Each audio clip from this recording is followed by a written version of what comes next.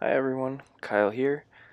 I wanted to record some audio over top of a real-time version of one of my daily sketch videos to talk about what I'm thinking about while I'm drawing and what I'm trying to accomplish with each line and like how I assemble a person when I'm drawing them. I've been asked about this a couple of times and I've never really known how to describe it, so we'll see how this goes. Right now you're looking at me just kind of finishing up and adding darker lines on top of some stuff that I've already sketched. But these aren't really the drawings that I want to be talking about. There's a couple coming up in a second or two that will be more along the lines of what I generally draw when I'm drawing in coffee shops. This was all drawn on a Sunday when I have a little bit more time, so you see a lot more faces. Generally, I kind of avoid the faces when I'm drawing. Um, I kind of avoid faces and hands most of the time when I'm doing like a pre-work drawing session just because they take me so much additional time to do. Okay, I'm just gonna speed this up a little bit till it gets to where I want to start talking about. Okay, so generally when I start I try to make a kind of blocky shape for the head. I do this because I feel like drawing a circle doesn't give you as much information about the direction and size and shape of the head. So I try to kind of do a sort of like trapezoid shape that outlines where the chin is, kind of the direction the head's looking. Then I kind of usually block in some kind of torso area. I usually leave the limbs off, so I'll do torso and then legs, and then I'll go back in afterwards and do arms. But I'm keeping my shapes like really, really simple. And I don't do really, I don't know, I don't do like really clean lines. I kind of do a pretty sketchy, scratchy look when I'm drawing. But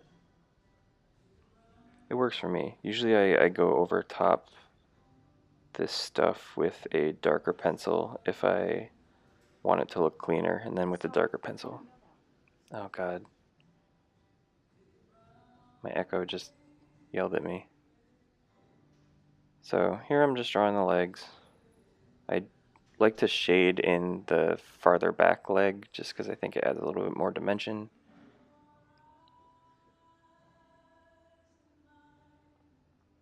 And I do the shading of the back leg regardless of the light source a lot of the time.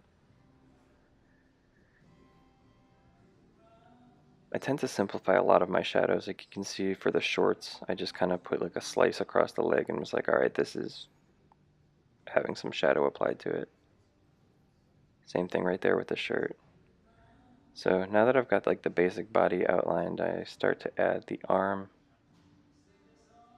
And a lot of times by this point in a drawing, the subject that I'm looking at has either changed positions or is like gone.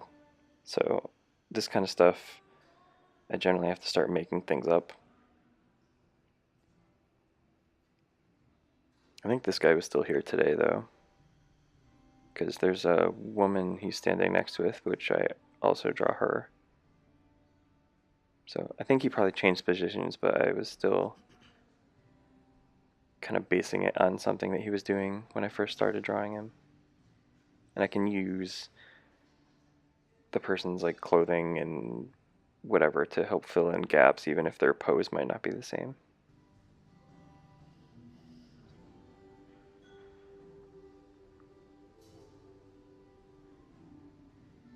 As you can see, I don't really add that much detail to the face. I add a beard on him here, but I don't put eyes, I don't put eyebrows, I don't really do a nose most of the time when I'm just trying to get the pose down.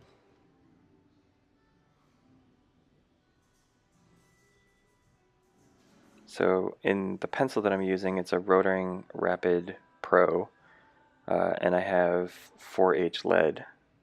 So it starts off really, really light, and if you push pretty hard, you can get a darker line, but it never gets very, very dark.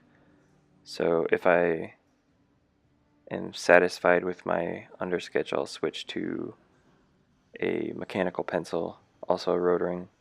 I always say rotoring, whatever. I'll switch to that, and it has HB lead in it. It's still not super dark, but it gets darker lines, and you can do more shading and stuff. So this is the rotoring with the mechanical pencil with the HB lead. So I'm just kind of going over the lines that I've already drawn and cleaning them up a little bit. Add a little bit of detail to the hand. It's not like an accurately drawn hand. And then here where there's like an overlap, I erase so it doesn't look like his stomach is coming through his arm. And a lot of the reason that I choose to either do darker outlines or not is because there may not be someone in the coffee shop that I want to draw at the time, so I'll just switch over to doing lines instead of additional drawings. A lot of times, if I'm drawing before work, I'll want to get as many people in as I can to draw. So sometimes I'll skip lines altogether and just rapid fire draw people. Something I've also noticed that I do quite often is just not draw the feet until the very end, just because I want to get people kind of down on paper and not worry too much about details. And I feel like you can kind of get the gesture of someone without their feet. So I kind of think of me blocking in like the head and the torso and the legs as the gesture for me. And then I just add to that with more structure and adding to the anatomy of the person a bit more.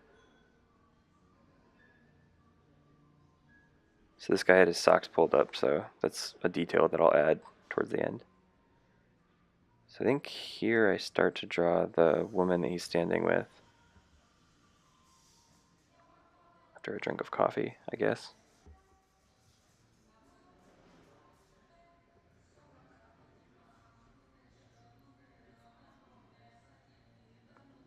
This video reminds me of how pissed off I am that the GoPro Hero 5 doesn't allow you to do 4K video with linear, because I think linear looks a lot better than the wide, which I normally film my videos in, but I want them to be in 4K, so I just do it in wide anyway. So here I'm kind of doing the same thing that I did with the guy. I kind of draw a blocky head and then kind of block in the torso and legs. I guess on both people here I drew the feet right away. I don't know what it is that makes me decide to draw the feet or to skip them. I think feet at certain angles I have more trouble with than others, so sometimes if it's at a harder angle for me, I'll just skip it, but this wasn't too bad, so I just went for it.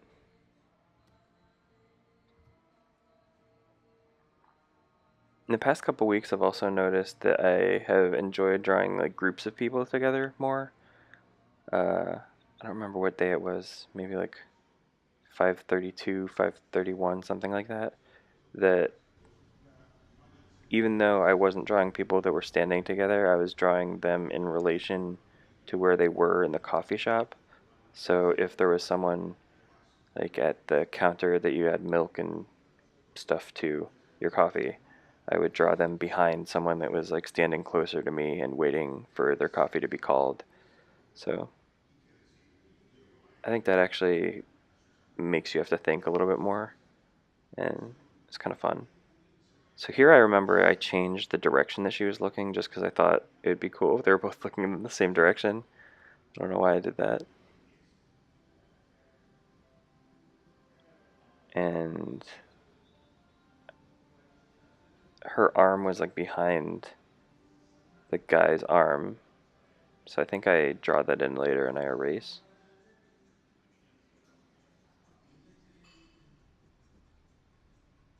But you can see how much darker a line you can get if you push hard with a 4H. Like 4H is a pretty hard lead, but you can still get a decently hard, like decently dark line.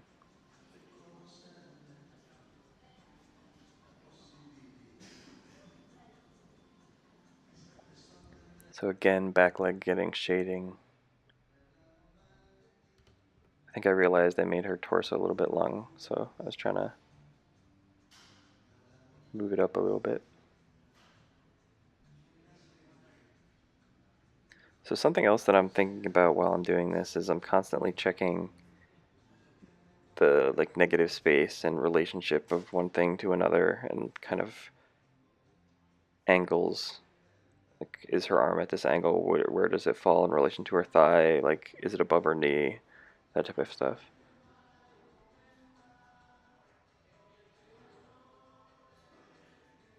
And sometimes my mind will kind of go blank and I'll just kind of be doodling someone and I'll realize that I hadn't been thinking about that. And if I go back and look at it, it's way off.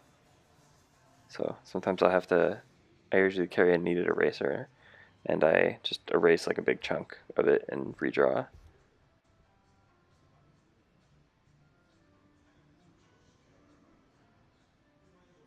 I think this sketchbook that I'm using is like a Lita art supply, something like that. Um, it can be erased on pretty well before it starts to break down, so I've never really run into issues with it breaking down. Sometimes if my pencil's really sharp though, I'll be drawing and it will just like stab into the page, which is kind of annoying. But that's rare.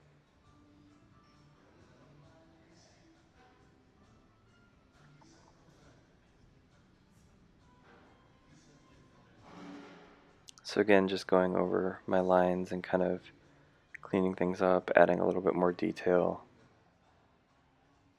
adding her collarbones.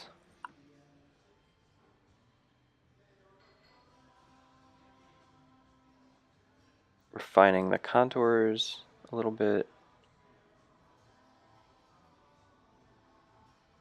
For folds, I kind of noticed that I do just like really general zigzags. I don't really accurately depict the way that I am seeing the folds. So like if someone's wearing jeans, like the back of their knees, I'll do like zigzag zigzag. Or like on her shirt that's like a little bit tighter around her stomach area, I just zigzag a little bit. Same with like the back of his shirt. If I'm doing a longer drawing, sometimes I'll pay more attention to that kind of thing, but generally I'll just be lazy about it.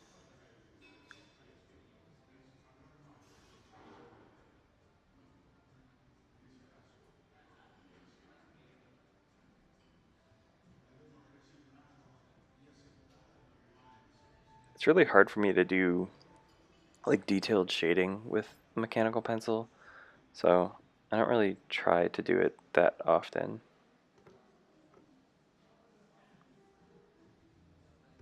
But yeah, I think these are two pretty good representations of how I draw normally.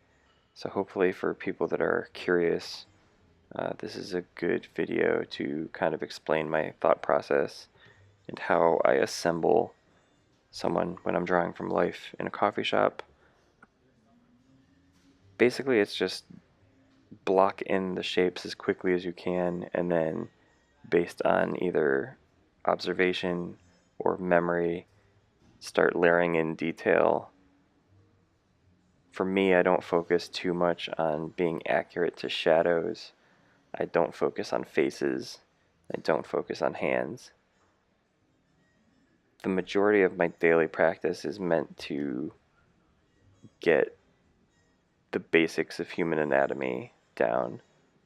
So shifts in weight, how stuff connects together, and the general feel of the pose.